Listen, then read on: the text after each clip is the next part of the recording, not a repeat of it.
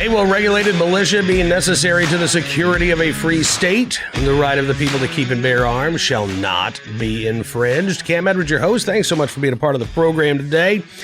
Coming up on the show, we're going to get to some of today's headlines, as well as get you updated on the latest lawsuits around the country. And there are more coming when it comes to protecting your right to keep and bear arms during a state of emergency. Now, I do want to let you know, this is just allergies.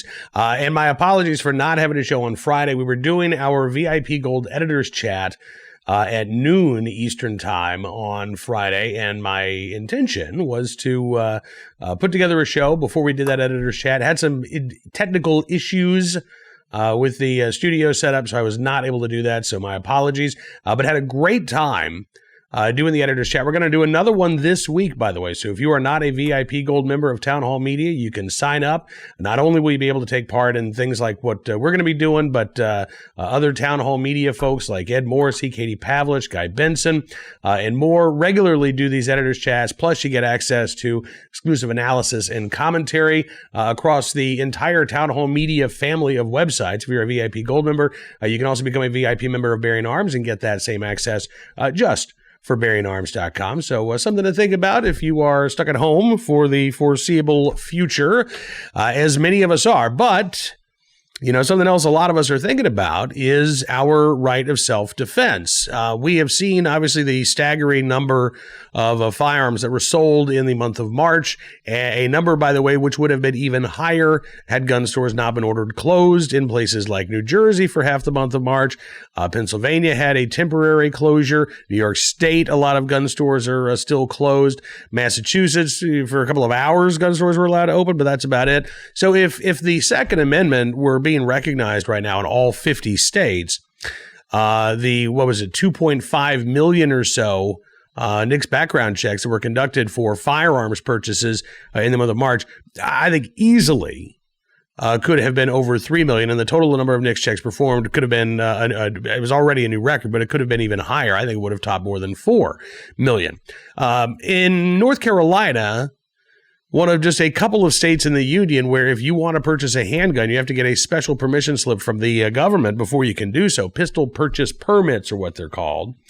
And we are learning that the pistol permit requests are spiking now during the coronavirus pandemic. This comes from the Journal Now newspaper in Winston-Salem, North Carolina, talking about just the huge number of pistol purchase permit applications that have come in over the past month. In Forsyth County, North Carolina, 1,464 permit applications were filed last month. In 2019, the paper says that number was 590.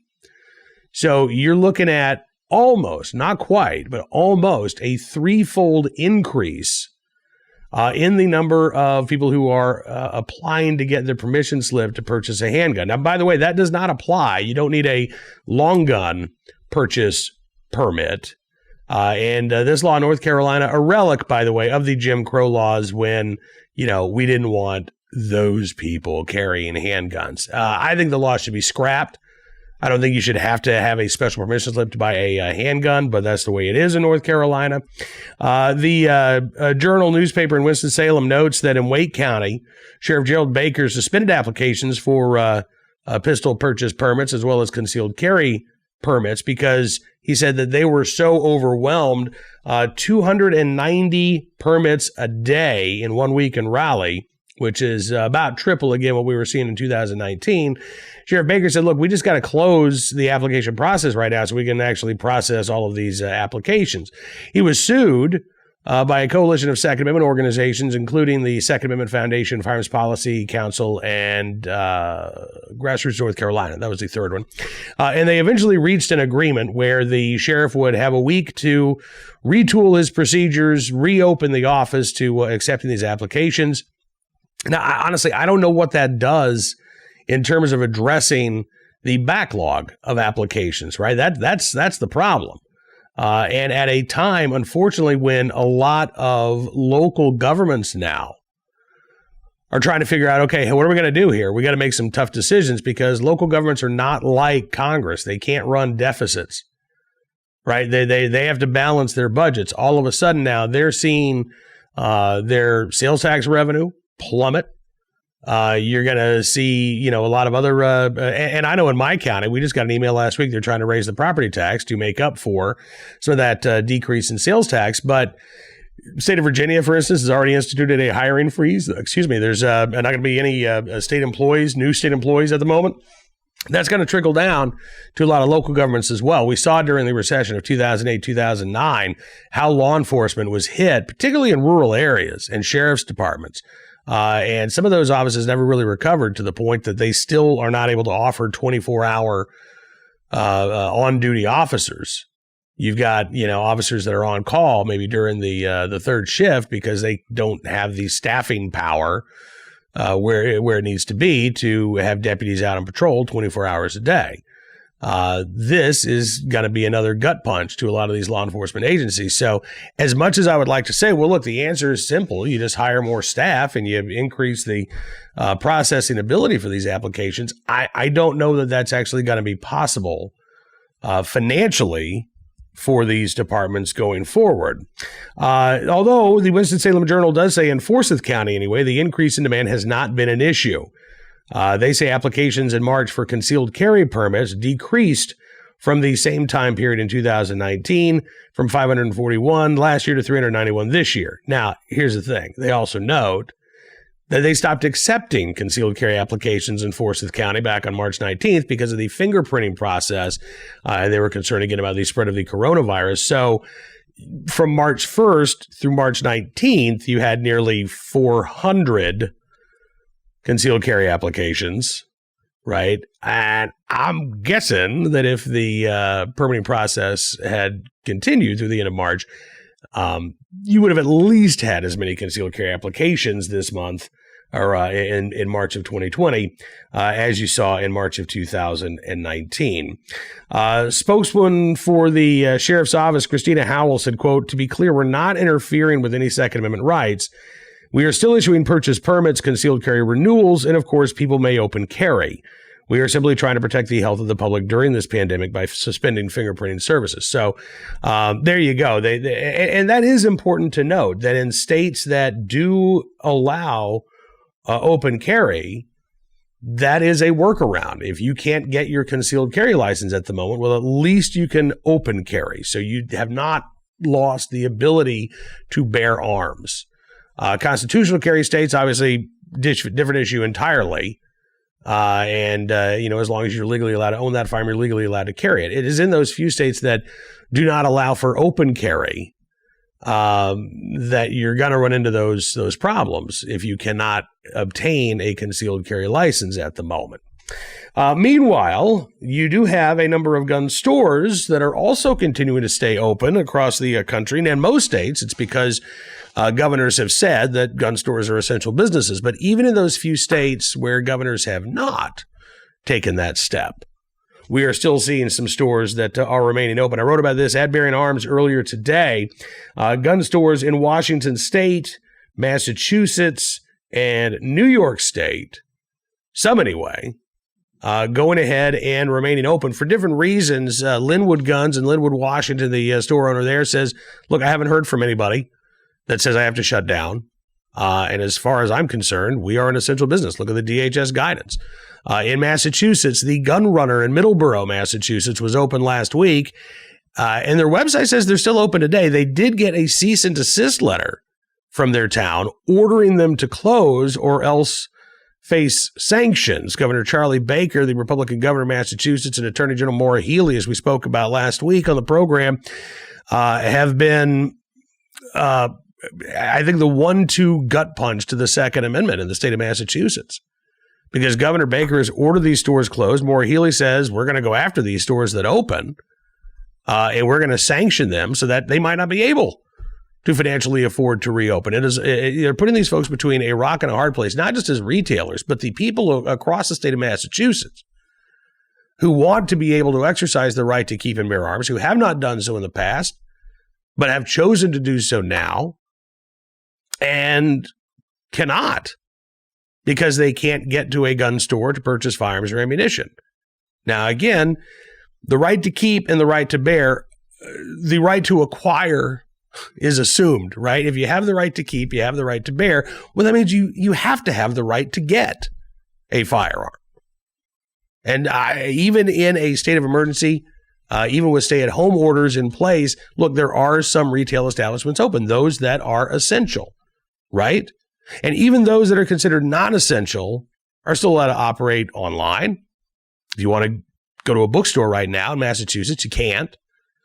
But if you want to sit in front of your computer and order a few books from your local bookstore, they're still allowed to ship them to you. You can go and download a book, whatever you want, on your Amazon Kindle. Your First Amendment rights have not been stripped from you. But if you live in Massachusetts, your Second Amendment rights have. Now, in New York State, it's interesting. A couple of one-man shops noted that Governor Cuomo's original stay-at-home order, which set out what businesses were essential and which weren't, and gun stores were not considered essential, there was an exemption across all businesses that if you were the only employer, there was only one employee of this business, that they were exempt. Well, there are a lot of small gun shops in New York State where there's only one person. The owner's the only one in the store. And they found that out. And they started reopening their stores for business. Now, according to the latest guidance in New York, that line about sole employee businesses being allowed to open, that's been removed. And once again, we're up to this very vague, fuzzy definition of what is and what is not allowed to open. This is one of the reasons why the National Rifle Association filed suit on Friday against Governor Cuomo in New York, challenging that order that does not allow gun stores to remain open. We'll continue to follow that case. But again, you still have in these states a number of stores that I think get it right, that they recognize they are essential. We have that guidance from the Department of Homeland Security that declares they are essential. But again, I want to caution these stores that if you remain open while this order has told you to close, some of these executives in some of these states have said, we will punish you. We will try to take away your business license. We will try to strip you of your livelihood when all this is over so that you cannot reopen. And my advice to those business owners, keep following the litigation in your states very closely. We do not have a lawsuit in Massachusetts yet, but I know, again, that the Gun Owners Action League is weighing their options there. In New York State, we do have a lawsuit in effect. California, we've got a lawsuit in effect. Washington State, I believe, has been filed as well. So, again, we've got a lot of action taking place in the courts over the next couple of weeks. And lawsuits that may soon be filed. In Virginia, our gun stores are open, although they are subject to the same 10-person limit that every other public or private gathering is subjected to at this point. But ranges, indoor ranges, have been ordered closed. Governor Northam declared them to be entertainment facilities. And now the Virginia Citizens Defense League says it is asking Governor Northam to change that decision. And they, it sounds like, are prepared to go to court if the governor does not do so. Again, you've got a lot of new gun owners in the country, a lot of new gun owners in the state of Virginia right now. And I think the Second Amendment world has done a good job of putting information out there for these new gun owners if they cannot get to a range, if they can't take a basic pistol course, if they can't get that hands-on training. You at least have a lot of online resources that folks are talking about and promoting. And again, I would encourage you to continue to promote this on your social media. But is there a way for these indoor ranges to open, again, albeit with the same type of social distancing policies that have been put in place? I mean, I think when you're talking certainly about some of the larger ranges, yes, it would be very easy to space folks out. Not every lane is going to be open. You maybe have to limit the number of staff as well in order to comply with that 10-person limit. But yes, there are ways for these ranges to open. I would also, right now, outdoor ranges are still allowed to open in the state of Virginia. And I would encourage, as many firearms instructors as possible to make themselves available.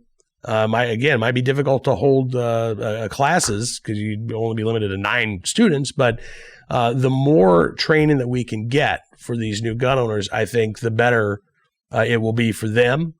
And the better it will be for our Second Amendment rights. And, again, it's something that we're going to have to do because the so-called gun safety groups around the country aren't doing any actual gun safety training. They're just out there continuing to try to keep gun stores shut down more gun stores, and make it impossible for Americans to purchase a firearm so that they can exercise their right to keep and bear arms.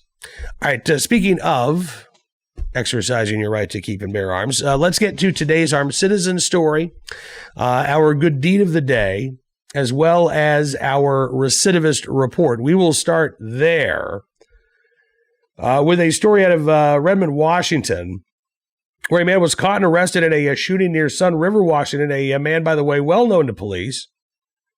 A man with a pretty serious criminal history, but one that, I didn't say Redmond, Washington, Redmond, Oregon. Apologies for that. Although we do actually have an armed citizen story from Washington State we'll get to in a second. Anyway, authorities in Oregon knew this guy pretty well. Authorities in Washington State, not so much. His name, Cody Tanner Colton. And it was about 9 o'clock Saturday night. There was a report of a shooting near Milepost 1 on Cottonwood Road in Deschutes County, Oregon. According to Sergeant Kent Vanderkamp, deputies and Sun River Police arrived to find a gunshot victim taken to local hospital with serious injuries. They spent several hours on scene investigating what had occurred. And then they identified this 23-year-old Cody Tanner Colton as a suspect in the case. Figured out where he was, went to go take him in. Before they could breach the door, serving the search warrant, detectives saw a man leaving the home who they identified as Colton. SWAT team members staged in the area quickly, made a, quote, tactical approach towards Colton, used a distraction device known as a flashbang to disorient him, and then took him into custody. He did have a handgun on his person at the time of his arrest. He is right now being held without bail on attempted murder charges, also faces charges of first-degree assault, unlawful use of a weapon, felon in possession of a firearm, and an outstanding parole violation warrant. So according to KTVZ in Oregon, court records show, again, keep in mind this guy's 23. He pleaded guilty in November 2019 to failure to report as a sex offender. He was sentenced to 20 days in jail and 2 years probation. In August of 2019, he pleaded guilty to supplying contraband. In 2018, he was convicted of being a felon in possession of a firearm and was sentenced to 15 months in prison. Now keep in mind, if that case had been referred to federal court, under federal law, Colton would have been looking at 10 years in prison and have to serve 85% of his sentence before he was eligible for release. Instead, 15 months in prison for being a felon in possession of a firearm, slap on the wrist time, of which he likely did half, and probably got credit for time served while he was awaiting sentencing. By the way, what was the underlying crime that made him a felon? According to KTVZ in 2015, he pleaded guilty to sex abuse in exchange for having a rape charge dismissed. He was sentenced to 90 days in jail. Yep. And 5 years probation. So Cody Colton in Redmond, Oregon. Today's recidivist report. Our armed citizen story, as I mentioned, from Spokane, Washington. Spokane County, anyway, West Plains, a homeowner there shot an intruder who said he was just there to do the homeowner's dishes. Yeah, I know. This was over the weekend, late, I believe, on Friday night, according to Spokane County Sheriff's Office. They were called just before midnight on a call of a burglary in progress. Homeowner said his wife and he were upstairs watching TV. They just turned the TV off and they heard a noise downstairs. So the homeowner grabbed a shotgun, went downstairs, encountered a man, later identified as 29-year-old Kenneth Caldero, who was in his kitchen using the homeowner's microwave. And the homeowner said, "What are you doing here?" And the guy said, "Oh, I'm doing your dishes." And that's when the homeowner said, "Okay, you need to leave." The suspect refused to do so and instead began walking towards the stairs. That's when the homeowner yelled at Caldero, "Leave or I will shoot you." at which point Caldero apparently advanced on the homeowner. Homeowner fired a shot into the floor. No warning shots. Caldero stepped back and then began to advance again. That's when the homeowner fired another round into the intruder's leg. That convinced Caldero to run away and to leave the home. Police found him a short distance away, yelling for help, bleeding profusely from his thigh. He's transported to a local hospital, non-life-threatening injuries. He told police originally that he thought he was at a friend's house and went inside to use the bathroom, but he must have gone into the wrong house because, quote, some guy shot him. Yeah, as it turns out, the friend that Caldero was talking about actually is in prison. Caldero later admitted to knowing that his friend was in prison. And there's, by the way, the guy didn't live anywhere near where Caldero allegedly broke in. So he remains hospitalized. He's the first-degree burglary charges when he is released. Homeowner will not be facing any charges, according to the Cheney Free Press, which is the rightful outcome since he defended himself and his wife in his own home. And again, you do violate the stay-at-home orders when you try to stay at somebody else's home, just so you're aware of that, without their permission. If you've got their consent, no problem. But if you're trying to stay at somebody's home and they don't want you there, yeah, that's a crime on multiple levels now, including the social distancing laws. And finally today, our good deed of the day. Take a look at this picture here from Goshen, Ohio, where school resource officers Fred Alcorn and Ryan Saylor are doing their best to try to stay connected with the community that they serve. They are school resource officers. They've been spending a lot of time doing what they can to help out some of the kids in the neighborhood, bringing them laptops to classwork to meals. Officer Saylor said, we get the opportunity to keep those relationships with the kids that we see every day. We're not going multiple weeks without seeing the kids that we see every day in the school, so it's nice to keep those bonds with the kids. Last Thursday, officers went to a local neighborhood and handed out 50 pizzas. He said, Officer Saylor did, it's a good feeling for us to get out of the car. You start hearing Officer Alcorn and Saylor. Said kids are excited to see us. It helps us through this time also. They're also doing wellness checks on families that might be in need. He says, now that we're out there, it seems like every door we knock on, someone is pointing us to 2 more doors to check on. He said, we go into the neighborhoods and they run to us, the kids do. He said, they know who we are, so it's a good feeling to be able to talk to them just to know how they're doing. Although he does say we're not giving out high fives, we're not hugging. We're staying 6 feet away. So Officer Alcorn, Officer Saylor there in Goshen, Ohio, in the right place at the right time, willing and able to do the right thing. We thank you for your very, very good deeds. And thank you for being a part of the program today. I will get back, I promise, to having guests on the program starting tomorrow. Honestly, I took a much needed weekend off. I'd been working about 3 weeks straight, and Friday at 5 o'clock, I shut my laptop off and I didn't open it up until Monday morning. So I did not book a guest today, but I promise we'll be back to have more conversations. Don't forget, you can always shoot me an email, cam.edwards@bearingarms.com. You can find me on Twitter @CamEdwards as well. Keep the conversation going. And don't forget to check out bearingarms.com throughout the day, where we are updating the site with the latest Second Amendment news and information. Thanks so much for being a part of the program today. Don't forget, you can subscribe to Town Hall Media at YouTube or the Bearing Arms Cam and Company podcast on Apple Podcasts. That way you never miss a minute of the latest Second Amendment news and information. Until we talk again, be safe, be well, be free. We'll see you here soon with another edition of Bearing Arms Cam and Company.